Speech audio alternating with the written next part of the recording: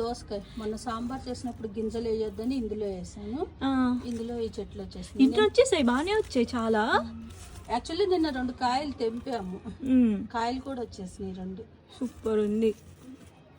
ఇదైతే వామాకు అందరికి తెలిసే ఉంటుంది ఎంత ఫ్రెష్గా ఉందో. దీంతో మేము అప్పుడప్పుడు సాయంత్రం బజ్జీ చేసుకుంటాం. ఇంకా కొన్ని ఫ్లవర్స్ కూడా ఉన్నాయి. ఇదొక షో చెట్టు. అమ్మ ఇంకా మనకి శంకు పూలు ఉన్నాయి. ఇంకేమున్నాయి?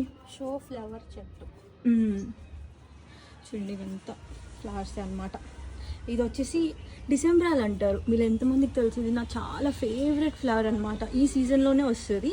చాలా చాలా ఫేవరెట్ ఇది. ఇది వచ్చేసి డిసెంబరం ఫ్లవర్.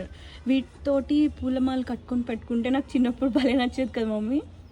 ఇవి యాక్చువల్లీ ఈరోజు చాలా పూసింది, ఇందాకే కోసేసాను. మనం పూయక ముందు వీడియో తీయాల్సిందే. ఓకే, నెక్స్ట్ టైం తీద్దాంలే. ఇంకా నిత్యమల్లి దీన్ని అయితే మనం నిత్యమల్లి అంటాం కదా మమ్మీ. ఇవి కూడా చాలా క్యూట్గా ఉంటాయి ఫ్లవర్స్, అసలు భలే ఉంటాయి.